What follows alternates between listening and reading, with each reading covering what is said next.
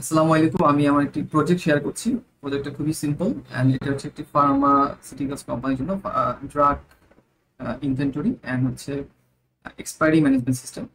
এই অ্যাপ্লিকেশনের মাধ্যমে ফার্মাসিউটিক্যাল কোম্পানিগুলোর যে মেডিসিন বা ড্রাগগুলো আছে সেটাকে ইনভেন্টরি ম্যানেজ করা সম্ভব, যেটা মাল্টিপল ওয়্যার হাউসে যদি হয়ে থাকে সেটাও, অ্যান্ড হচ্ছে এক্সপায়ারি ডেটগুলো সম্পর্কে একটু অগ্রিম অ্যালার্ট পাওয়া সম্ভব। সেক্ষেত্রে দেখা যাচ্ছে যে অনেক পরিমাণ ওয়েস্টেজ থেকে আহ, বাঁচা সম্ভব হয়।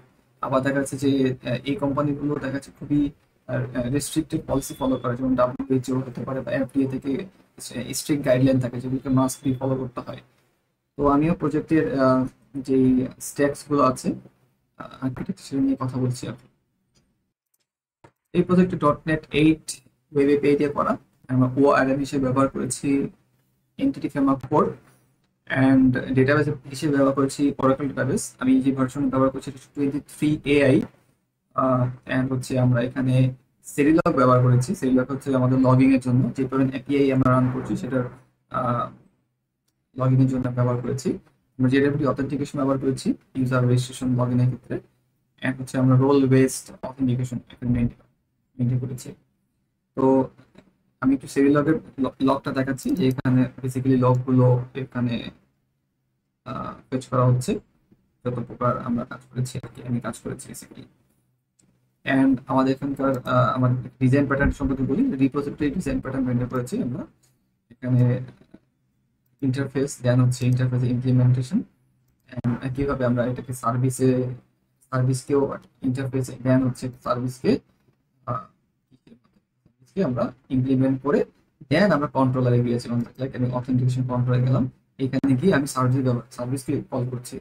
তো এই আমরা ওয়ার্ক ফ্লো মেনটেন করেছি আমাদের এখানে।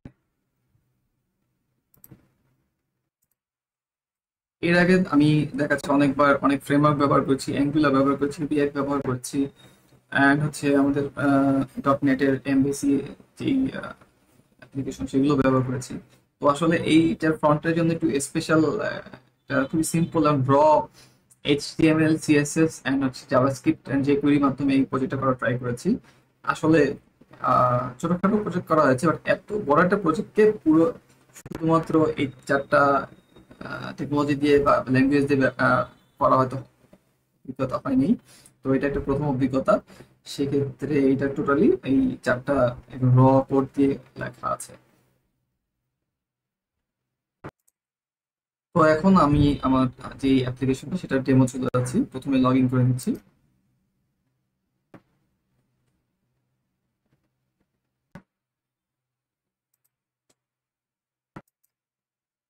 লগ ইনে যে লোডিং একটা অ্যানিমেশন ছিল সেটা পরে এখানে চলে আসছে। এন্ড এখানে আমরা টোটাল প্রথম ড্যাশবোর্ডে চলে যাই।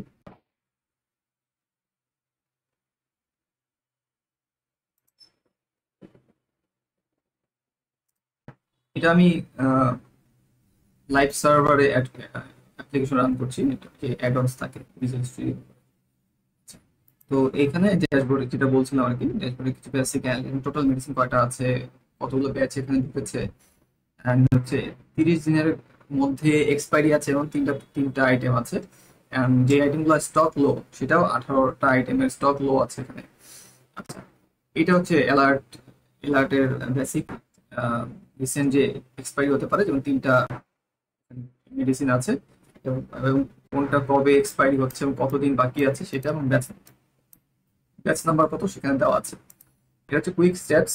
মোট 60 দিনে, আরো 60 দিনের মধ্যে 5টা এক্সপায়ার হবে, 90 দিনের মধ্যে আরো 7টা এক্সপায়ার হবে, অ্যান্ড এখন এক্সপায়ার হয়নি, 0 ব্যাচ আছে। যদি হয়ে থাকে সেটাও এখানে জানা যাবে যে এক্সপায়ার হয়ে গেছে, এখানে আছে, ইনভেন্টরি আউট করা হয়নি বা ওয়্যার হাউস থেকে। এই হচ্ছে, দেন হচ্ছে মেডিসিন। এই মেডিসিন গুলো এখানে কমপ্লিট আছে সব। এটা অনেকক্ষণ আগে রান করার কারণে হয়তো বা একটু সময় নিচ্ছে। অনেক আর একটু রিস্টার্ট দিলে খুব ভালো হতো আর বেসিক্যালি। একটা কুইক কুইক রিস্টার্ট দিয়ে ফেললাম। এখন এটা হচ্ছে মেডিসিন ম্যানেজমেন্টের জন্য। তো এখানে আমাদের কয়টা 28টা মতো মেডিসিন আছে সে দেখা যাচ্ছে, এবং এটা প্রেজেন্টেশন করা আছে পারফেক্টলি। আমি যদি এখানে মাল্টিপল কত আমি 25টি দেখতে চাই, 25টি দেখা সম্ভব এখানে, অ্যান্ড সার্চ করা সম্ভব, অ্যান্ড এখান থেকে মূলত অ্যাড করার জন্য sorry,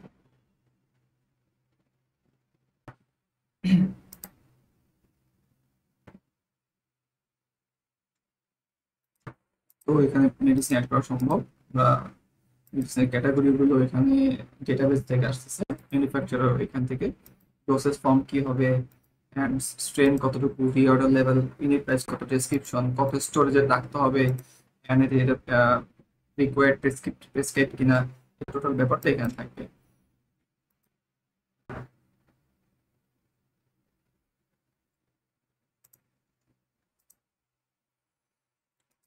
দেন হচ্ছে এখানে টোটালটা আরো অপারেশন করা সম্ভব, যেমন আমরা যদি এখানে এডিটে ক্লিক করি তাহলে যে মডেল ফর্ম দেখতে আগে আমরা অ্যাড করেছিলাম সেটা দিয়ে আবার এডিট করা সম্ভব, এবং ডেটা মোটামুটি সবকিছু এখানে পপুলেট হয়ে গেছে। আমরা যদি চেঞ্জ করতে দরকার হয় চেঞ্জ করে আমরা সেভ করতে পারবো।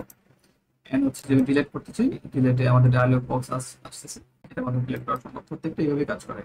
এন্ড ডিল করার জন্য সিম্পল, এখানে হচ্ছে অনলি রিড অনলি। এন্ড হচ্ছে ব্যাচেস যদি যাই আমি,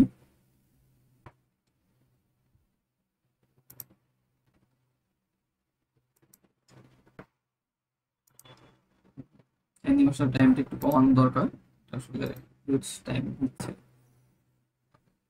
আচ্ছা, এটা হচ্ছে ব্যাচ ম্যানেজমেন্ট, এখানেও সেম, ব্যাচ অ্যাড করতে চাই এখান থেকে অ্যাড করা সম্ভব, এবং এডিট করতে চাইলে এখান থেকে এডিট করা সম্ভব।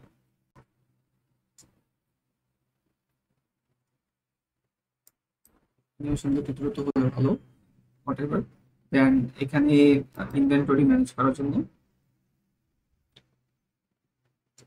অ্যান্ড হচ্ছে ক্যাটাগরিজ গুলো আমি অ্যাড করতে পারবো বেসিক্যালি।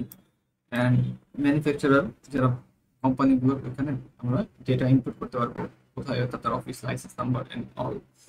অ্যান্ড হচ্ছে এই কোম্পানি যে রানিং কোম্পানি ওয়্যার হাউস গুলো কোথায় আছে, কোথায় কি, সবগুলো এখানে ম্যানেজ করা সম্ভব, এবং প্রত্যেকটা ক্যাপাসিটি কত সেই অনুযায়ী এক্সপায়ারি। এখানে 30 ডেজ এক্সপায়ারি ক্লিক করি, 30 ডেজ এক্সপায়ারি গুলো পাচ্ছে, 30 ডেজ মধ্যে তিনটা, যেখানে আমরা শুরুতে ড্যাশবোর্ডে দেখেছিলাম এটা, এই তিনটে ওখানে দেখাচ্ছে আসলে। 60 ডেজ যদি ক্লিক করি, 60 ডেজ এর এক্সট্রা যে দুটা চলে আসলো। 90 ডেজ যদি ক্লিক করি তাহলে 90 ডেজটা পেয়ে যাবো আমি, 90 ডেজ একটা আছে, এটা পেয়ে গেলাম। বেসিক্যালি এটাই খুবই সিম্পল, হচ্ছে দেখাচ্ছে মেডিসিনের ব্যাপারে খুব ক্রুশিয়াল এই ধরনের এক্সপায়ারি এন্ড ইনভেন্টরি ম্যানেজ করার যে ব্যাপারটা থাকে। এখানে আমরা ডেটা টেবিল ব্যবহার করেছি, ডেটা টেবিল ডট জেএস যেটা আছে ফিচার, এটাকে একটু আমরা এটাকে আরেকটু আপগ্রেড করবো, এটা সেকেন্ড ভার্সন আনবো, সেটাকে কিছু চার্ট জেএস ব্যবহার করে, দেন হচ্ছে এটাকে রিপোর্টিং সিস্টেম রেখে যে কেউ রিপোর্ট করা সম্ভব, প্রিন্ট করা সম্ভব, রিপোর্ট প্রিন্ট কেউ করতে পারি আমরা, এটাকে আমরা ইন্টিগ্রেট করার ট্রাই করবো। সো থ্যাংক ইউ ভিডিওটা দেখার জন্য। আর এই